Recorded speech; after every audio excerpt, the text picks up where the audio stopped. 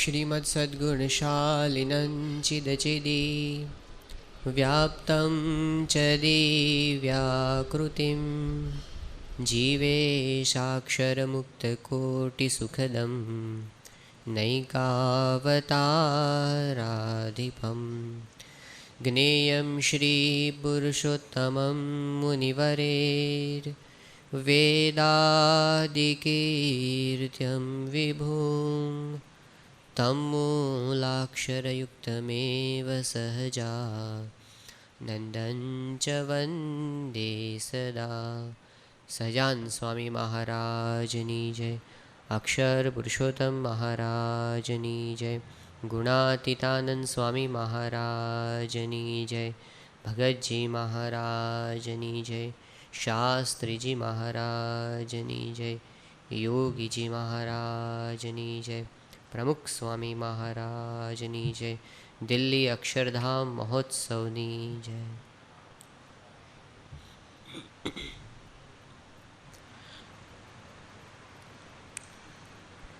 કથાનો પ્રારંભ કરીએ એ પહેલાં બધાએ એક નાની એક્સરસાઇઝ કરવાની છે.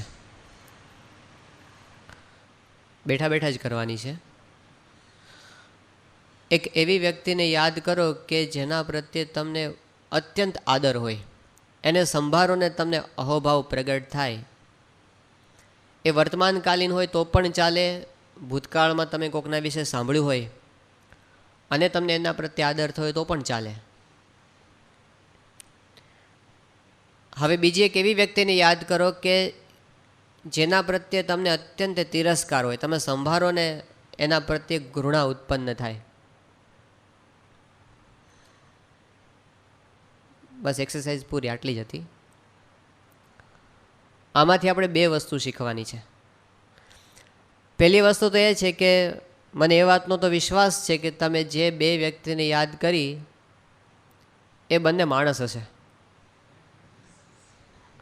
એ ગધેડો નહીં હોય, કૂતરો નહીં હોય, એ વાંદરો નહીં હોય.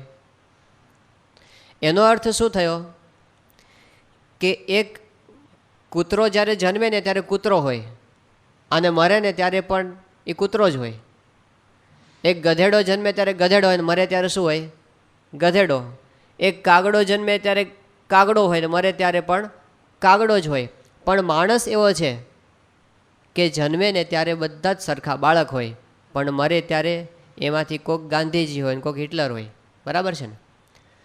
તો માણસની અંદર એવી શક્યતા પડેલી છે કે કોઈક માણસ એવો છે કે જે પોતે મરે ત્યારે સંત બનીને મરે છે, એના પ્રત્યે લાખો માણસને આદર થાય છે.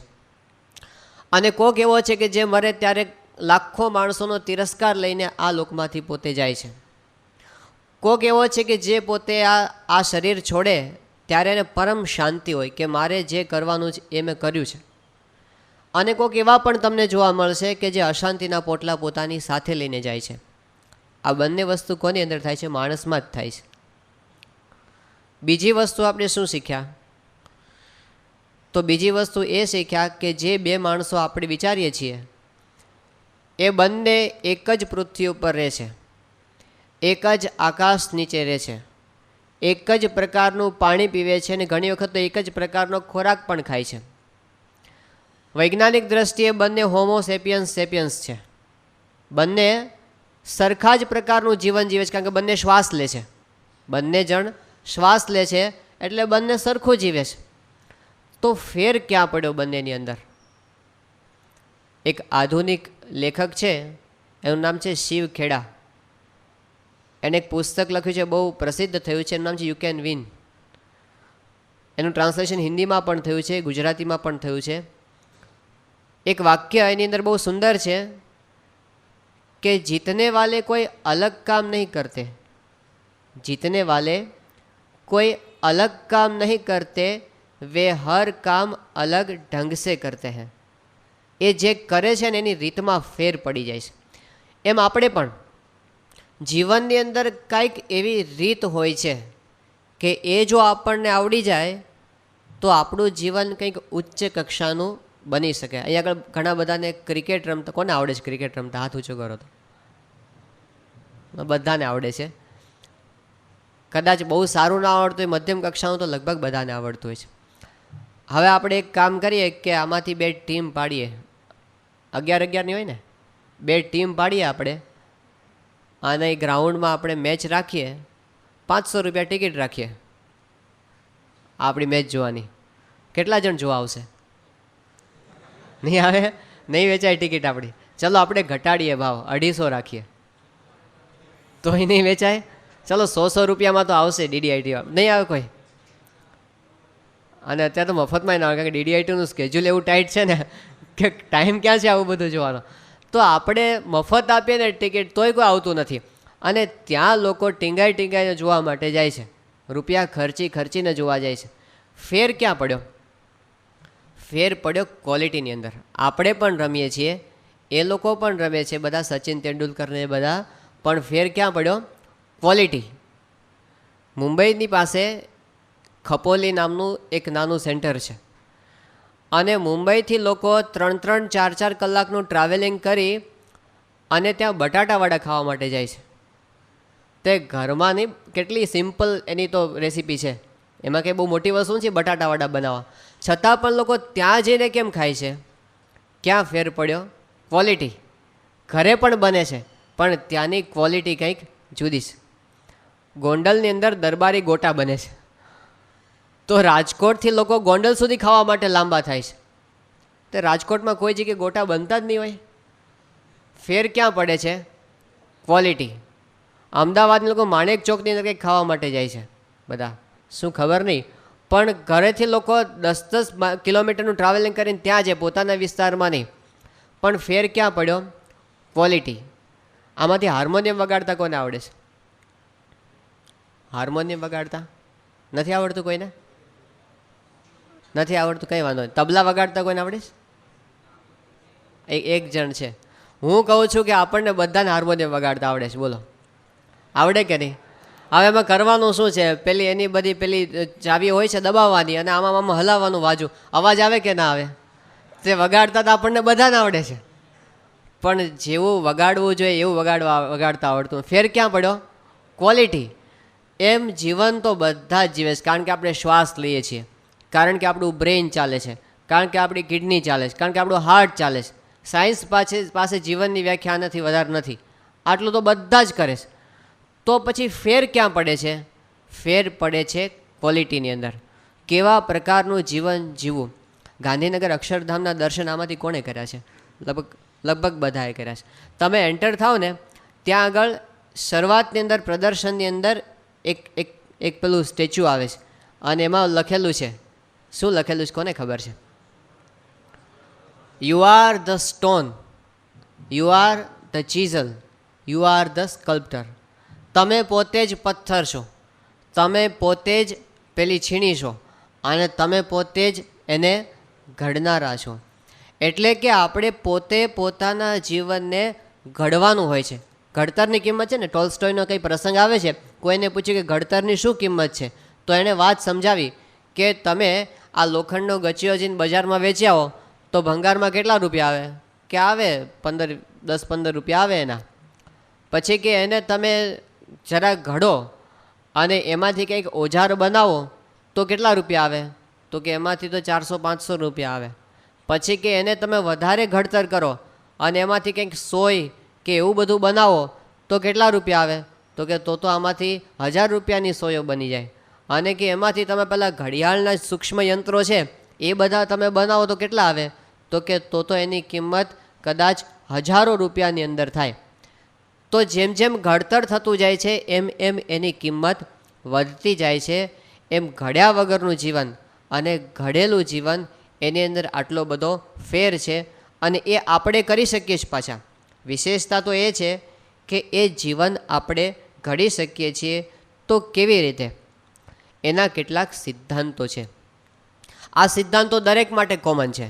કોઈક ડૉક્ટર હોય, કોઈ એન્જિનિયર હોય, કોઈ વકીલ હોય, કે કોઈ માણસ સામાન્ય મજૂર હોય, કે ઇવન કોઈ વ્યક્તિ સાધુ હોય. દરેક વ્યક્તિ પોતાના જીવનનું ઘડતર કરવા માગતી હોય તો અમુક પ્રિન્સિપલ્સ તો દરેક ફિલ્ડમાં કોમન છે. દાખલા તરીકે શિસ્ત દરેકમાં આવશે. તમે ગમે ત્યાં જઈને ઊભા રહેશો, શિસ્ત વિના કોઈ વ્યક્તિ પ્રગતિ કરી શકે નહીં. સ્વચ્છતા છે એ દરેક જગ્યાએ આવશે. તમે કોઈ પણ ક્ષેત્રમાં જઈને ઊભા રહો તો એ તો આવે જ. જાગૃતિ છે એની દરેક ફિલ્ડમાં જરૂર છે.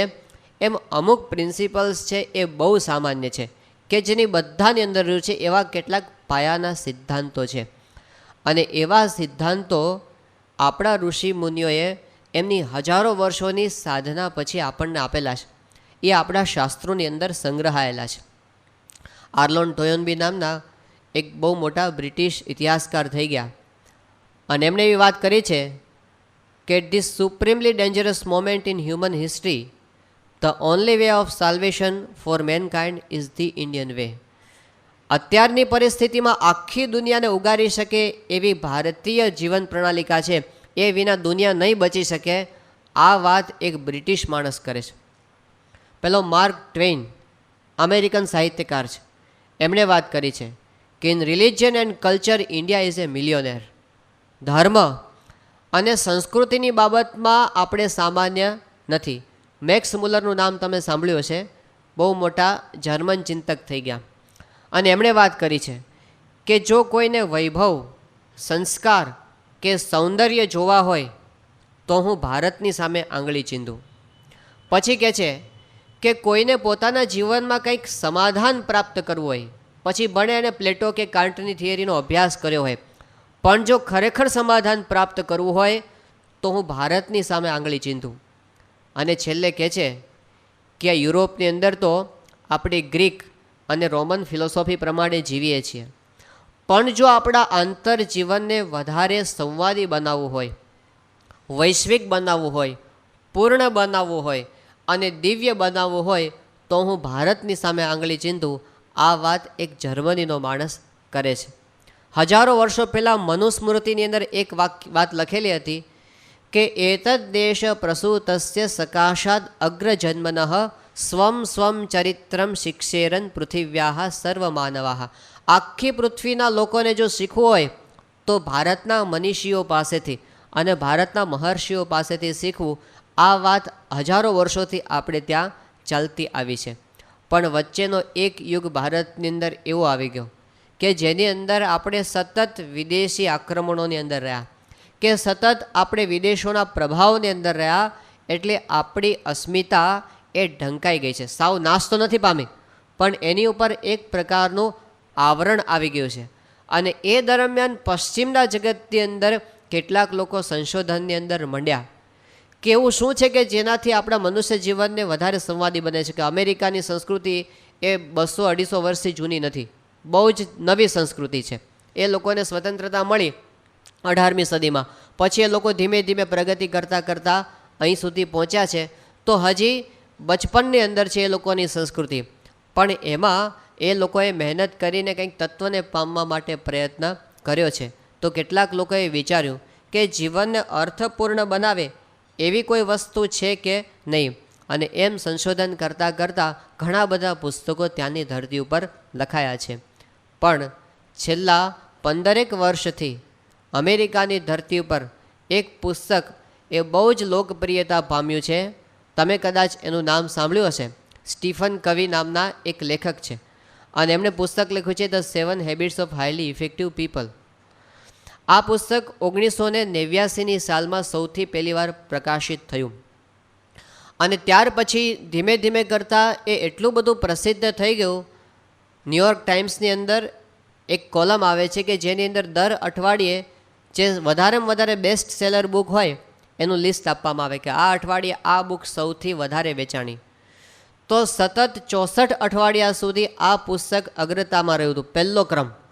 અને ત્યાર પછી 7 વર્ષ સુધી જુદા જુદા અઠવાડિયાની અંદર એ આગળ રહેતું.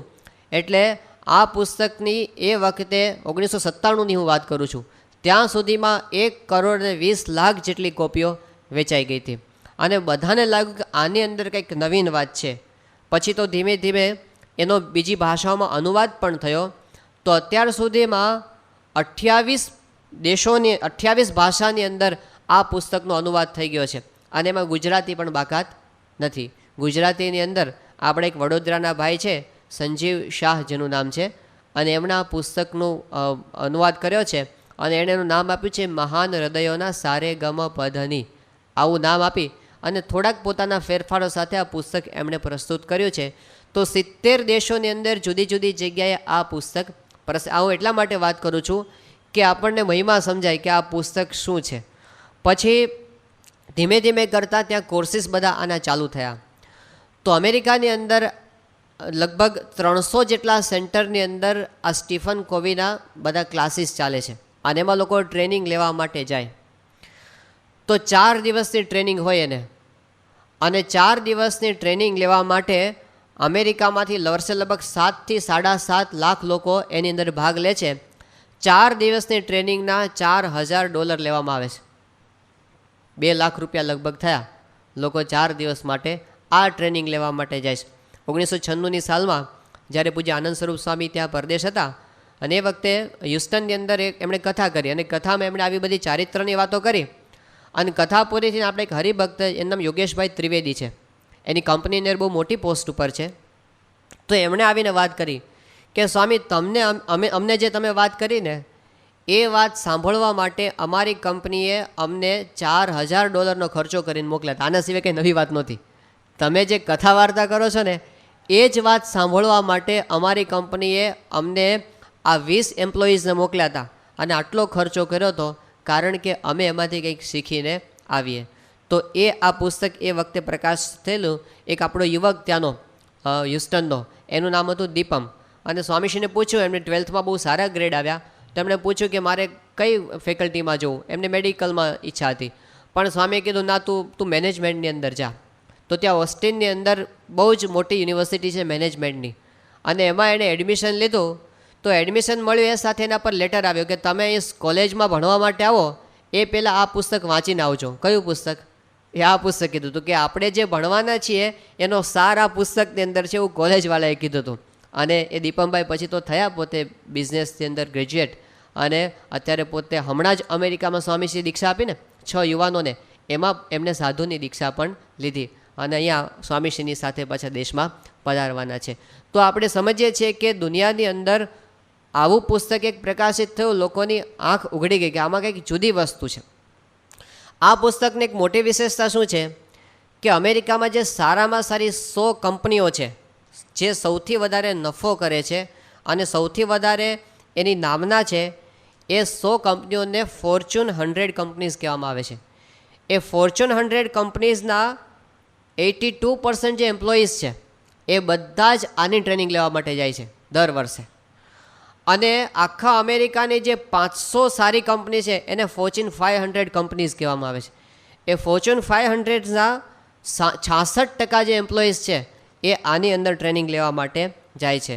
એટલે આ કંઈક અગત્યની વાત છે એ તો નક્કી થયું કે બધા જ લોકો જ્યારે આટલો બધો પ્રયત્ન કરે છે ને સમજવા માટે, તો કંઈક અગત્યની વાત આ પુસ્તકની અંદર છે એ તો આપણને સમજાય છે.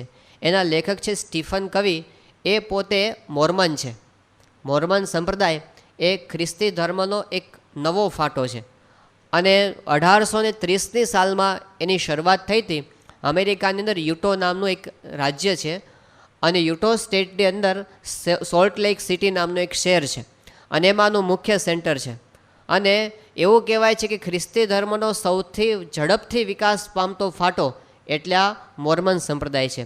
એના પોતે અનુયાયી છે સ્ટીફન કવી. સાધન સંપન્ન છે. ફ્લોરિડાની અંદર એમની 1,00,000 એકર કરતાં વધારે મોટી જમીન છે ખેતીની. આટલો મોટો માણસ છે.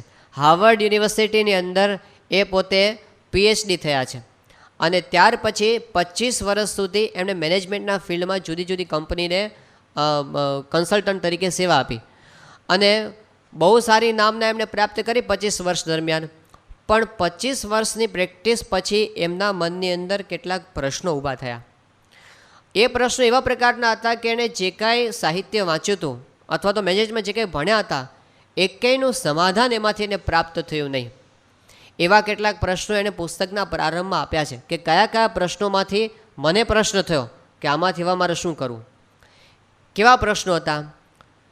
તો એક પ્રશ્ન દાખલા તરીકે એવો હતો કે મેં બિઝનેસ અને મેનેજમેન્ટના બહુ સારા સારા કોર્સીસ બધા એટેન્ડ કરેલા છે અને કાર્યક્ષમતાની બાબતમાં કેવી રીતે કામ કરવું એ ઘણું બધું મેં ટ્રેનિંગ લીધેલી છે, પરંતુ હું કામ પૂરું કરું છું ખરો, પણ કામ પૂરું કર્યા પછી પણ મને કંઈક અધૂરોપ લાગ્યા કરે છે, અંતરમાં ખાલીપાનો અનુભવ થયા કરે છે, મને સેટિસ્ફેક્શન થતું નથી, કાંઈક ખાલી ખાલી છે એવું મને લાગ્યા કરે. આનું મારે શું કરવું?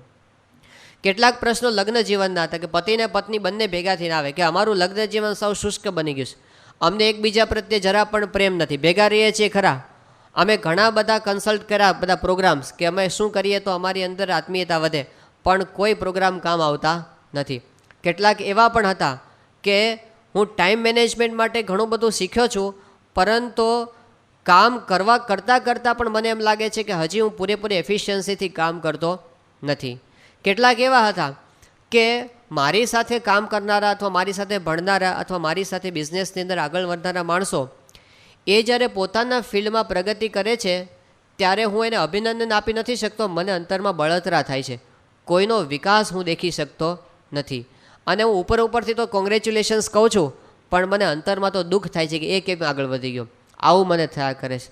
તો આવા ઘણા બધા પ્રશ્નો એની સામે રજૂ થયા અને પછી એમને થયું કે આની અંદરથી મારે કંઈક જુદો તારણ કાઢવું પડશે.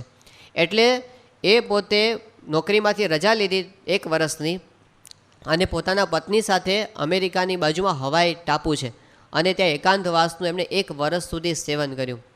અને છેલ્લા 200 વર્ષની અંદર જીવન ઘડતર વિશે જે કાંઈ સાહિત્ય લખાયું છે એ બધાનો એણે અભ્યાસ કર્યો.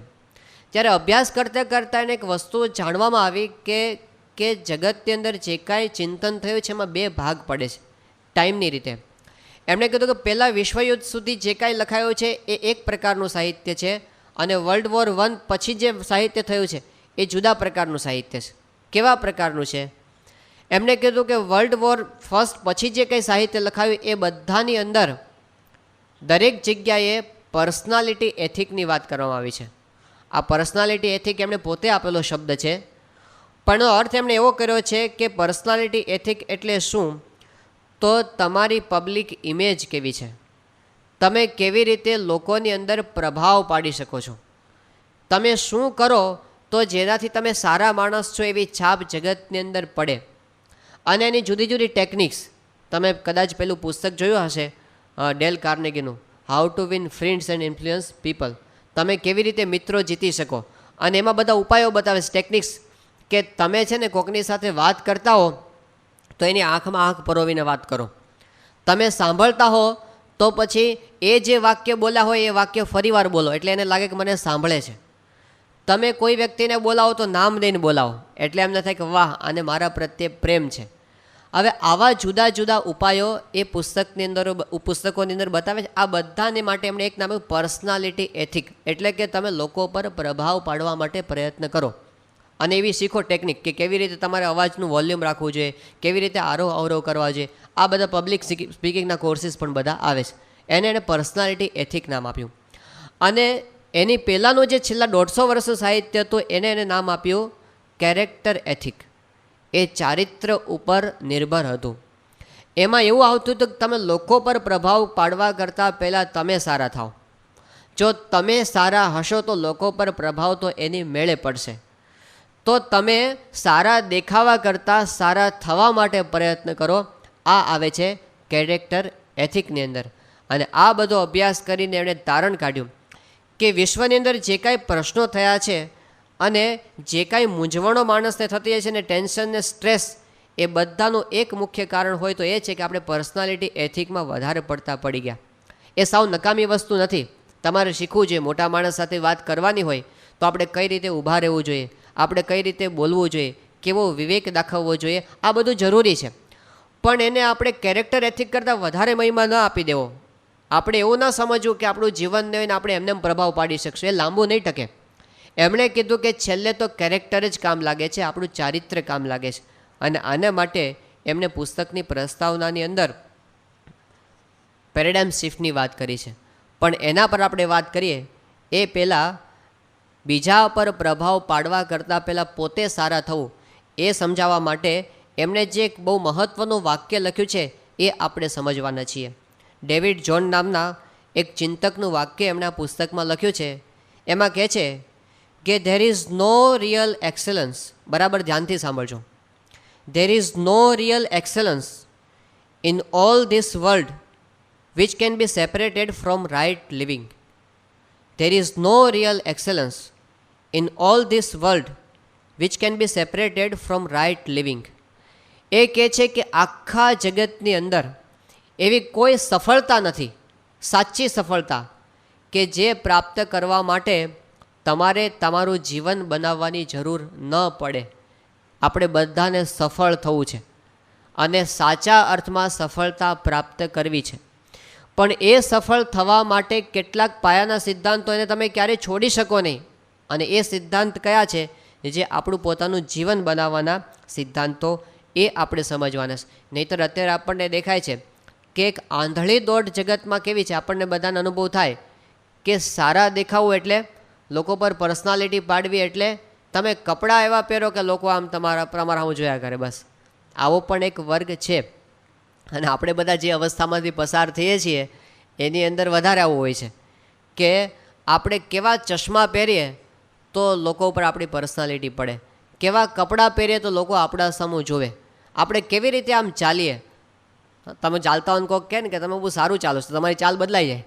એવું જોજો, તમે કહે ને કે બહુ એ બધું બદલાય. કારણ કે આપણે લોકો આપણને કઈ રીતે જુએ છે એ આપણને વધારે અસર કરતા. આપણા જીવન પર ઘણી વખત આપણે હેરસ્ટાઈલ એવી રાખીએ કે લોકોને ગમે, અને કોઈક કહે કે આ શર્ટ તને વધારે સારું લાગે છે તો આપણે એ શર્ટ જ પહેરવાનું પસંદ કરીએ. એવું થતું હોય છે કે લોકો આપણું ડ્રાઇવિંગ કરતા હોય છે ઘણી વખત. તો બીજા ઉપર આપણે આવી રીતે છાપ પાડવા પ્રયત્ન કરીએ. આ વાત સાવ ખોટી નથી, પણ આપણે એને જે મહત્ત્વ આપ્યું છે, જે ડિરેક્શન પકડી છે, એ વસ્તુ પર આપણે થોડો વિચાર કરીએ. તો એમાંથી શું થાય છે, ઘણી વખત આમાંથી ભયંકર ડિપ્રેશન આવતું હોય છે. ગાંધીનગરમાં એક યુવાન મળેલો અને એમણે પોતાની વાત કરેલી એ સખત ડિપ્રેશનમાં, અને એને આપઘાતના વિચારો આવતા હતા. સંતોએ એને પૂછ્યું કે તારો પ્રોબ્લેમ શું છે, વાત કર. અને એમણે વાત કરી. કયો પ્રશ્ન હતો? એમણે કીધું કે સ્વામી, મને છે ને ખીલ બહુ થાય છે અને મને છે ને મારો દેખાવ બહુ સારો નથી, અને એટલે મને એમ લાગે કે હું કંઈ કામનો નથી. અને એ માણસ આપઘાતના વિચારો કરતો હતો. વિચાર કરો, આપણે જ્યારે બહુ વધારે મહત્ત્વ આપી દઈએ છીએ દેખાવને, ત્યારે ડિપ્રેશન, ઇન્ફિરિયોરિટી કોમ્પ્લેક્સ. અને આને ક્યાં સુધી આ થાય છે? આ વસ્તુ, ભારત ગરીબ દેશ કહેવાય છે ને, ઘણા લોકોને ખાવા નથી મળતું ભારતમાં, એવું આપણે કહીએ છીએ. પણ ભારત દેશમાં 558 કરોડ રૂપિયા દર વર્ષે કોસ્મેટિક્સમાં લોકો ખર્ચે છે સારા દેખાવા માટે. અને વર્લ્ડની અંદર 334 અબજ ડોલર વિશ્વમાં શેની પાછળ ખર્ચાય છે? આ પફમાં અને પાવડરમાં અને લિપસ્ટિકમાં અને હેરસ્ટાઈલની પેલી શેમ્પૂમાં આમાં તેમાં, એમાં આટલો ખર્ચો થાય છે. અને આટલું કર્યા પછી પણ પ્રશ્ન શું છે? પેલું 100% અમેરિકન્સ નામની એક પુસ્તક સારંગપુરની લાઇબ્રેરીમાં છે, એમાં લખ્યું છે કે 94% અમેરિકન જેન્ટ્સ એવા છે, 94% અમેરિકન પુરુષો એવા છે કે જે લોકોને અસંતોષ છે કે ભગવાને મને દેખાવ બરાબર આપ્યો નથી, હું રૂપાળો નથી. આટલો પ્રશ્ન 94% લોકોને છે. અને હજી સાંભળજો, 99% અમેરિકન લેડીઝ એવી છે કે જેને અસંતોષ છે કે મારો દેખાવ બરાબર નથી. હવે આનો કાંઈ અંત છે કરો? તમે ગમે એવા, તમે આખી દુનિયાને ગમે એવું તો તમે ક્યાંથી થઈ શકવાના છો? એટલે આપણે બધા બાહ્ય દેખાવની અંદર પડી ગયા. પણ જરાક અંતરદ્રષ્ટિ કરીને તપાસ કરે, વિશ્વમાં લોકો દેખાવથી આગળ નથી આવતા.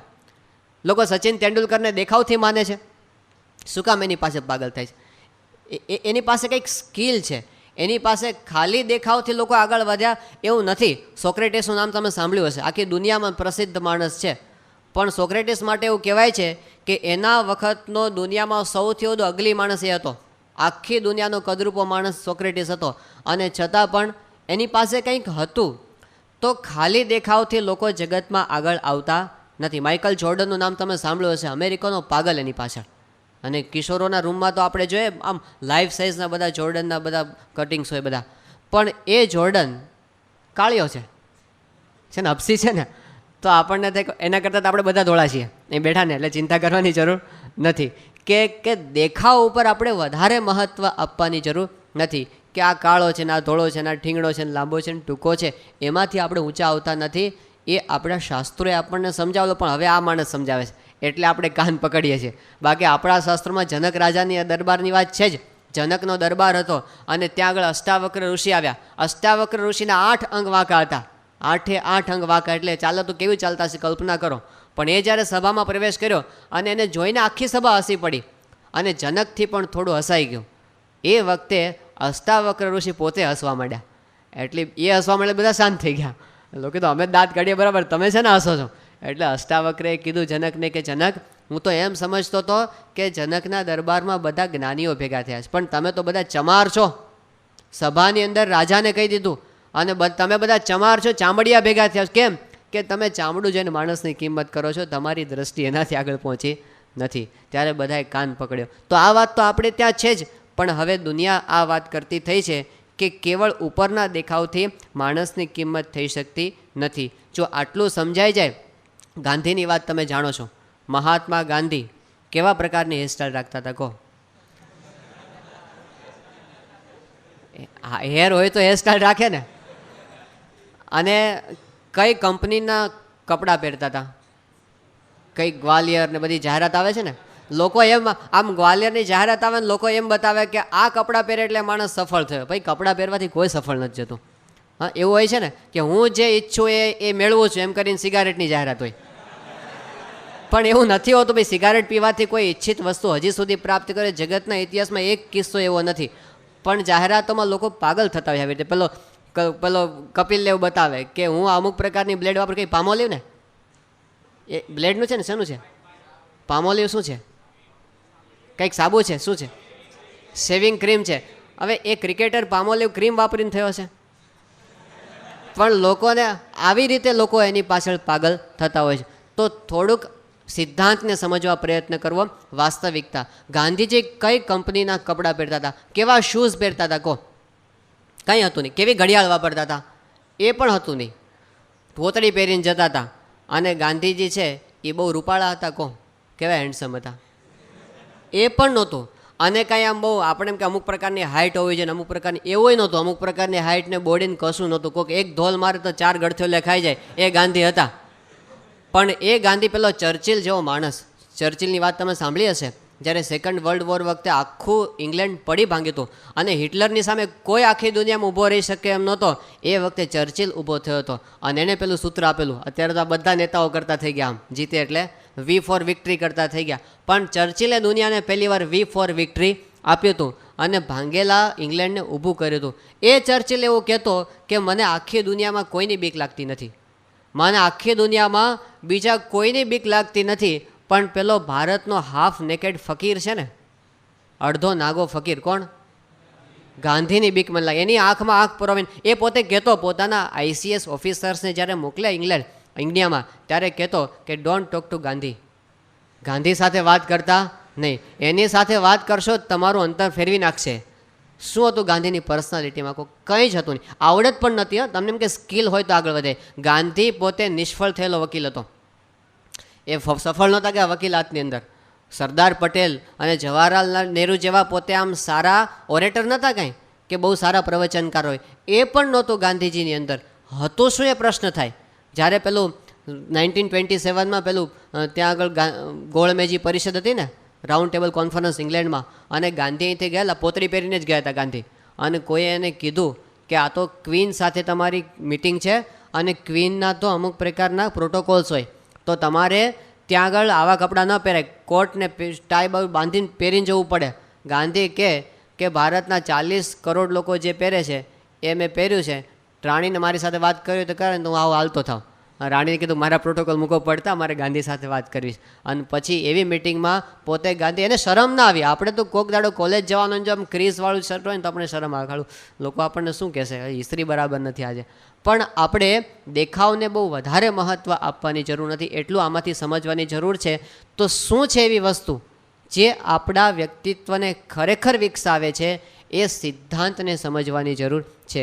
અને એ જો હાથમાં આવશે તો જીવનમાં આપણે, નહીં તો ફૂટબોલની જેમ લોકો આપણને ફંગોળશે. કોક એક્ટર અમુક પ્રકારનો શર્ટ પહેરે એટલે આપણે એની પાછળ ફંગોળાવાના. કોક ક્રિકેટર અમુક પ્રકારનો સેલફોન વાપરે એટલે આપણે એની પાછળ ફંગોળાવાના. એમ ફંગોળાવામાં આપણી જિંદગી પૂરી થઈ જવાની. પણ પાયાના સિદ્ધાંતો, તો એવા જે પાયાના સિદ્ધાંતો એ આ પુસ્તકની અંદર સમજાવવામાં આવ્યા છે, એને આપણે વારાફરતી સમજવાના છીએ. પણ આટલી એની પૂર્વ ભૂમિકા થઈ. શું પૂર્વ ભૂમિકા? કે there is no real excellence in all this world which can separated from right living. છીછરી સફળતાની અંદર માલ નથી. આપણે આખી સફળતા પ્રાપ્ત કરવી છે તો એના માટેના જે સિદ્ધાંતો છે એ આપણે ક્રમશઃ પછીના દિવસોમાં જોઈશું. સહજાનંદ સ્વામી મહારાજની